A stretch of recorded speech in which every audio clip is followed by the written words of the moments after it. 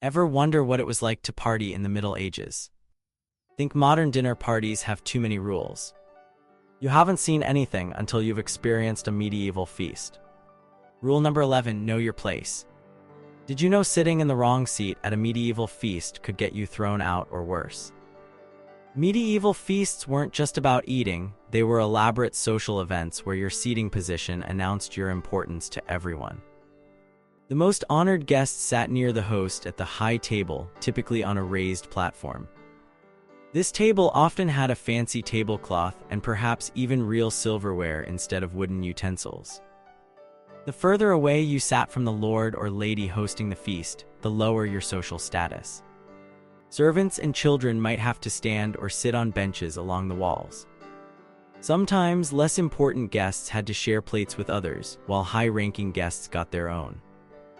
Even the food served depended on where you sat. The finest cuts of meat and exotic dishes went to those at the high table, while those at lower tables might get simpler fare. Breaking this seating arrangement was considered deeply disrespectful. Imagine showing up to a feast and deciding to sit next to the king when you're just a merchant. You'd quickly be escorted to your proper place and become the laughingstock of the entire feast. People would talk about your social blunder for weeks afterward.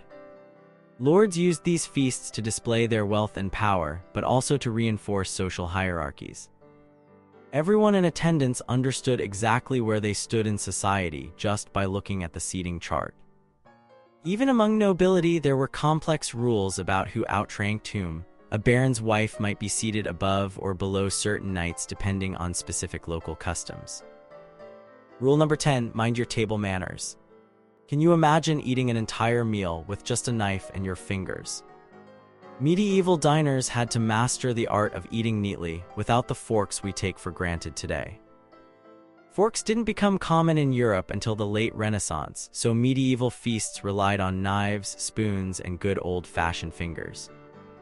Guests were expected to wash their hands before eating, often in ceremonial hand-washing rituals where servants would bring around scented water and towels.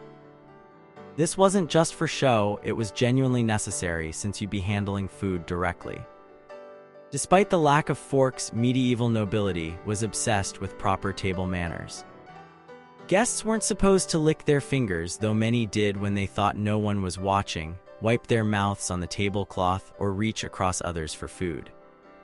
Instead, they were expected to cut small pieces of food, delicately pick them up with 3 fingers, and eat without making a mess. Spitting was actually allowed, but only onto the floor, never back onto your plate or the table. This might seem disgusting to us today, but medieval floors in great halls were often covered with rushes, straw, and herbs that could be changed periodically. These floor coverings conveniently hid food scraps and, yes, spit. The knives used at feasts were often personal possessions that guests brought themselves. A sharp, clean knife was the mark of a well-prepared guest. Using it properly, not gesturing with it, not picking your teeth with it, showed your refinement and education. Those who handled their limited utensils with grace were admired, while those who ate like peasants faced quiet disdain from fellow diners. Rule number 9, dress to impress. Did you realize that wearing the wrong clothes to a medieval feast could be considered an insult to your host? Medieval people took dress codes extremely seriously. Your clothing instantly communicated your social status, wealth, and even your occupation to everyone around you. For a high-status feast, nobles would wear their finest garments, often made from expensive imported fabrics like silk or fine wool, dyed in bright colors using costly dyes like purple from sea snails or deep red from insect shells. Women might wear elaborate headdresses and men their finest jeweled belts. Both might display family emblems or heraldry to show their lineage. In fact, clothing was so tied to social status that many regions had sumptuary laws dictating exactly what materials and styles different classes could wear. These laws prevented lower-class people from dressing above their station, even if they could actually afford better clothes. Violating these laws at a feast would cause considerable scandal. Guests needed to dress appropriately for the occasion without outshining the host, a delicate balance. Wearing clothes too plain might suggest you didn't respect the importance of the event, while dressing too opulently might appear as though you were trying to compete with your social superiors.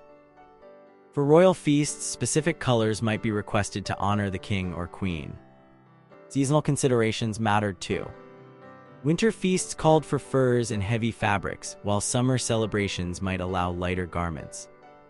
Religious feast days often had their own dress expectations, sometimes requiring or prohibiting certain colors depending on the church calendar. Rule number 8, bring an appropriate gift. Ever shown up to a party empty-handed and felt that pang of embarrassment? Medieval guests faced much higher stakes when it came to gift giving. Bringing the right gift to a feast wasn't just good manners, it was an essential part of the complex social exchange between host and guest. Appropriate gifts varied widely depending on your relationship to the host and your own status. Lower-ranking guests might bring practical items like honey, special herbs, or handcrafted goods. Wealthy merchants could offer exotic spices or imported luxuries to demonstrate their trading connections. Nobles might present more valuable gifts like fine weapons, jewelry, or even animals like hunting hawks. The timing of gift presentation was carefully choreographed. Some gifts were presented upon arrival, while others were saved for a special moment during the feast when everyone could witness the exchange.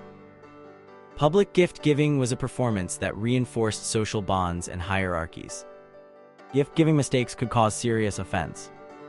A gift too modest might suggest you didn't value the relationship enough, while one too lavish from a lower-ranking person might be interpreted as an inappropriate attempt to buy favor or create an obligation the host couldn't easily reciprocate.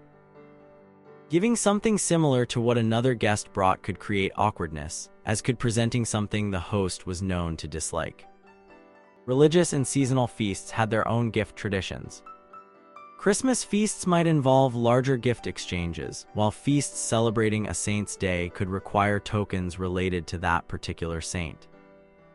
For wedding feasts, gifts needed to honor the couple's new household without being too personal. Rule number 7, participate in entertainment. Think sitting quietly and enjoying your meal was acceptable.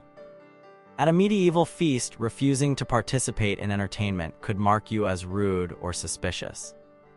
Entertainment wasn't just a backdrop, it was an integral part of the feast where guests were expected to engage actively.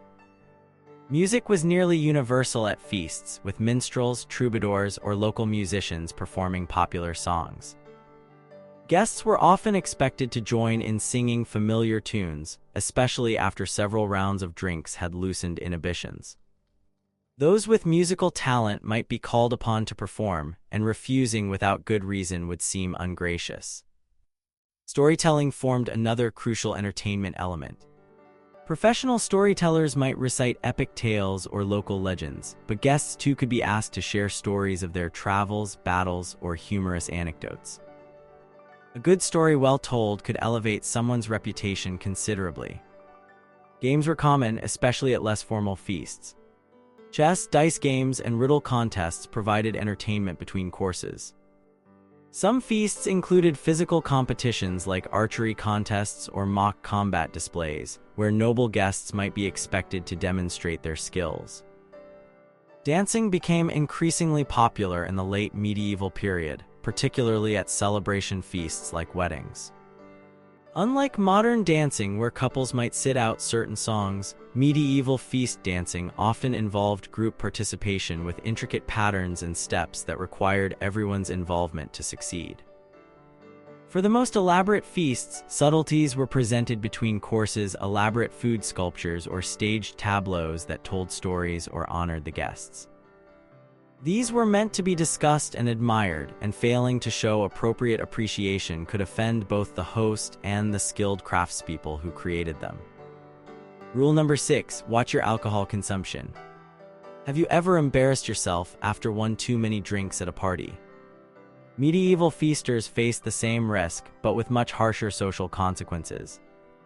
Drinking was an expected part of medieval feasting. Water wasn't always safe, and alcoholic beverages were considered healthier, but becoming visibly drunk could damage your reputation permanently. Medieval feast drinks included ale, beer, mead, and wine, with the quality varying dramatically based on your table placement. The high table might enjoy imported wines from France or the Mediterranean, while lower tables made do with locally brewed ale. Regardless of what you were served, moderation was valued even when abundant alcohol flowed freely. For nobility, maintaining composure while drinking demonstrated self-control and refinement. Those who became sloppy or belligerent were viewed as lacking the discipline expected of their station. Stories of drunken nobles behaving badly at feasts became legendary gossip that could haunt families for generations. That said, expectations varied by region and occasion. German and Norse feasting traditions were more tolerant of heavy drinking than more refined French or Italian customs.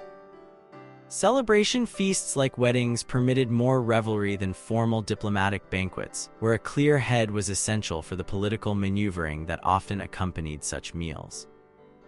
One particularly interesting drinking custom was the sharing of communal cups, especially in England and Germanic regions. When the lord offered his cup to a guest, refusing to drink would be a grave insult, suggesting you didn't trust him, possibly implying you feared poison. Yet drinking too deeply from such a shared vessel could seem greedy or disrespectful. Rule number 5, follow the service order. Did you know that eating before the highest-ranking person at a medieval feast could get you immediately removed from the hall? The timing and order of service at medieval feasts formed an elaborate choreography that reinforced social hierarchies and demonstrated proper respect. No one could begin eating until the highest-ranking person present took their first bite. At royal feasts, this meant hundreds of people might wait, watching their food grow cold, until the monarch decided to start. Even then, the order in which different tables were served strictly followed rank, with lower-status guests sometimes waiting significantly longer for their portions. The presentation of food itself followed ceremonial patterns. Grand entrances of special dishes often included fanfare, with servers processing through the hall carrying platters high for all to see before serving. The most honored guests received choice portions first, with specific cuts of meat designated for different ranks, the best parts going to the highest-ranking diners. Multiple courses were standard at formal feasts, sometimes reaching truly excessive numbers. Royal feasts might include anywhere from 3 to 7 courses, with each course containing numerous dishes. A course wasn't removed until the highest-ranking person had finished with it, meaning timing your eating pace appropriately was another social skill to master. Servants followed precise serving protocols, approaching tables from particular directions and serving diners in order of rank within each table. Knowing when to accept service and when to wait your turn was essential feast etiquette. Impatient guests who attempted to disrupt this order faced public correction, causing embarrassment and loss of face. Rule number 4, know when to make conversation. Would you believe medieval feasters needed to calculate exactly when to speak and what topics were appropriate based on their rank and the course being served? Conversation at medieval feasts wasn't casual, it was a carefully orchestrated social performance with its own set of complex rules. During the early courses, conversation remained relatively formal and restrained. Guests spoke primarily with those seated directly beside them, keeping voices low and topics appropriate to the occasion. As the feast progressed and wine flowed more freely, conversation could become more animated and wide-ranging, though still governed by invisible boundaries of propriety. Lower-ranking guests were expected to listen more than speak when in the presence of social superiors. Interrupting a higher-ranking person could be a serious breach of etiquette. However, if directly addressed by someone of higher status, a quick, thoughtful response was required. Appearing tongue-tied would suggest poor breeding or education. Certain conversation topics were welcomed, while others were strictly avoided. Local gossip might be acceptable among equals but dangerous in mixed company. Discussion of hunting, warfare for men, household management for women, or current festive celebrations was generally safe. Religion could be discussed respectfully, but challenging orthodox views could quickly turn dangerous, especially after the 13th century when heresy prosecutions became more common. Political discussions required extreme caution, particularly at feasts where guests held different allegiances. Many a medieval feast erupted into violence when political disagreements escalated after too much wine. Skilled conversationalists knew how to test opinions subtly before venturing into controversial territory. Complimenting the host appropriately was essential. Too effusive and you might seem insincere, too reserved and you could appear ungrateful. The most socially adept guests mastered the art of making everyone around them feel important while never overstepping their own position in the hierarchy. Rule number 3: handle ceremonial moments correctly. Can you imagine the embarrassment of missing your cue during an important ceremony? Medieval feasts weren't just meals, they were performances filled with ritual moments that required precise participation from all guests. The entrance of the host and honored guests was the first crucial ceremony. Depending on their rank, guests might need to stand, bow, curtsy, or even kneel as high-ranking individuals entered. Knowing exactly which gesture was appropriate for your station relative to each entering person demonstrated your understanding of social hierarchies. Religious ceremonies frequently preceded medieval feasts, particularly on holy days or in monastic settings. Guests needed to know the appropriate prayers, responses, and gestures, which varied by region and religious custom. Failing to cross yourself at the right moment or not knowing when to bow your head could mark you as uncultured or even impious. Formal toasts represented another ceremonial highlight. When a toast was offered to the king, liege lord, or honored guest, everyone was expected to stand and raise their cup in unison. The timing of when to drink after a toast followed strict protocols that varied by region and occasion. Special feast days had their own unique ceremonies. Twelfth night feasts included the distribution of slices from a special cake containing a bean. Whoever found the bean became king for the evening, with guests required to humor this temporary reversal of status. Harvest feasts often included ceremonial presentation of the first fruits or grains, requiring specific responses from guests. For the highest nobility, certain dishes might be accompanied by elaborate serving rituals. The ceremony of the salt was particularly important in many regions. The shared salt cellar's position on the table marked the division between higher and lower status, and using the communal salt required specific gestures to avoid contaminating it. Rule number 2: navigate political intrigues. Did you realize that a simple feast could determine the future of kingdoms? Behind the elaborate food and entertainment, medieval feasts were political battlegrounds where alliances were formed, information gathered, and power demonstrated. For nobles and royalty, every feast presented opportunities and dangers. Seating arrangements might reveal who had gained or lost favor. Being seated unusually far from the host could signal a worrying decline in status, while unexpected proximity might indicate you were being evaluated for some new role or alliance.